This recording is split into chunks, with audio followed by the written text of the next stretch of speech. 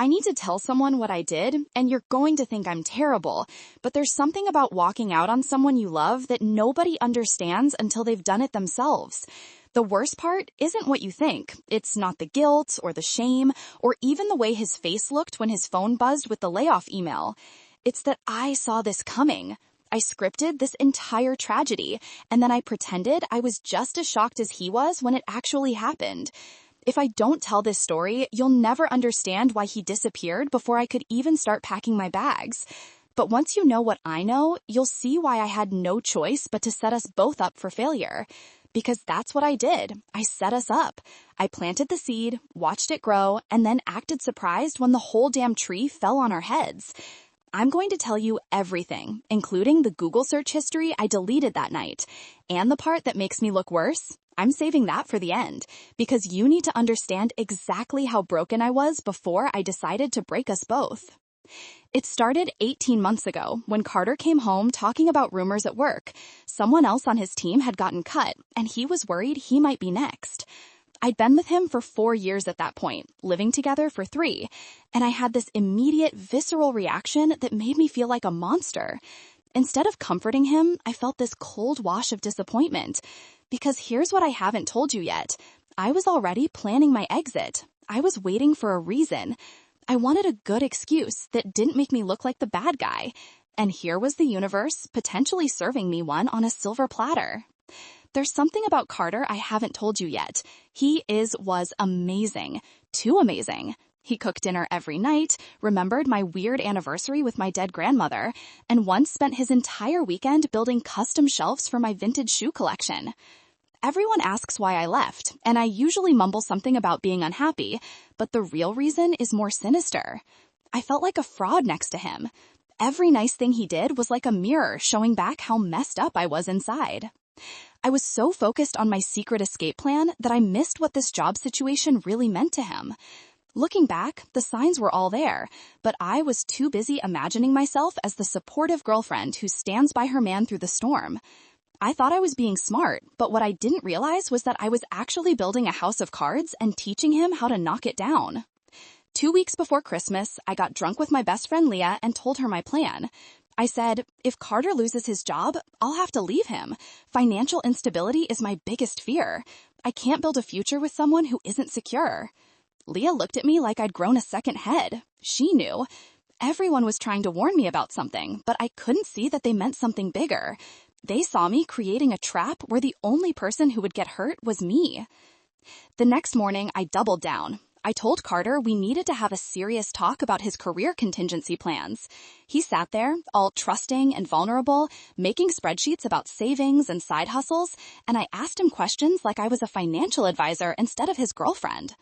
I convinced myself that I was being financially responsible, when actually I was setting up the conditions for my own escape route. You know that feeling when you're doing something you know is wrong, but you're telling yourself it's actually right? That's exactly where I was. I was building a case against the person I loved while making him feel safe enough to keep sharing his worst fears. On New Year's Eve, Carter pulled me aside during the party at our apartment. He'd been quiet all night, which I'd noticed but pretended not to see. While everyone was liking my post about being excited for the new year, I was secretly calculating how many months I had left to use his job situation as an excuse. That night, something happened that I've never told anyone about. Carter took my hand in the kitchen and said, "If worst comes to worst, I need you to know I have the ring. I'm just waiting for the right moment because I don't want you to feel like I'm doing this just to keep you." My heart literally stopped. While I was building my exit strategy, he was planning to propose. That's when I should have confessed everything. That's when I should have told him that my ultimatum was a lie I made up because I was too scared to just say, "I don't think I deserve you." Instead, I kissed him and said, "Let's get through this rough patch first." Rough patch? Like I wasn't actively hoping for the worst? Everyone could see what was happening except me. I looked like I had it all together, but privately I was researching how to break up with someone without making them hate themselves. February brought the first real layoffs. Carter's team lost 2 people, and suddenly there was this electric current running through our apartment. The comments on my posts were all "stay strong" and "you two are relationship goals," but the DMs told a different story. People were privately asking if I was okay, if I thought about an exit plan. What they didn't know was that I already had suitcases in my trunk, empty, but waiting. While I was worried about being financially unstable with him, the real problem was my fear of commitment. I felt so proud of myself for being honest about my standards that I completely missed that I was setting him up to fail. I spent hours crafting the perfect supportive girlfriend image, not knowing that Carter was watching my stories and reading between the lines. Then came March 15th. I remember because it was 6 months after my conversation with Leah, and I'd actually started to believe maybe it wouldn't happen. Maybe I was stuck. Maybe I'd have to find another reason to leave. Carter was making lunch chicken salad, the recipe his mom made for him when he was sick. His phone buzzed with the work email. He opened it, and I swear the color just drained from his face like someone turned off a faucet. "It's happening," he said. "They want me to come in for the talk tomorrow." I should have been relieved. Here was my out, the universe serving up exactly what I thought I wanted. I should have hugged him, told him we'd be okay, that we had this. Instead, I felt this wave of absolute cold terror, because suddenly I realized what this meant. I saw my future self, the one who promised to leave if this happened, and she looked like a monster. "Hey," I managed to say, "we knew this was coming. We prepared for this, remember?" But Carter wasn't listening. He was looking past me like he'd already left the room, or maybe like I'd already left him. I know it sounds crazy, but Instagram actually destroyed whatever was left of my courage. I'd posted this cute photo of us captioned, "We can handle anything together," and it had gotten so many likes. How could I become the woman who leaves when things get hard? That night, I watched him sleep and tried to find my backbone. I told myself that if I could just have one honest conversation where I admitted my fear, we could fix this. But when he rolled over and whispered, "Please don't leave me," I knew I'd created a situation where leaving was the only merciful thing to do, because staying meant admitting I was evil enough to plan this exact scenario. Here's what I haven't told you. Here's the truth that changes everything. When Carter went to his meeting the next morning, I already had my phone out. I'd already written the note I'd leave on the counter. I thought he'd come home devastated, but understanding that we'd do the mature breakup I'd rehearsed in my head for months. Instead, he came home with a box of his stuff, saw my face, and just nodded. "You don't have to say it," he said.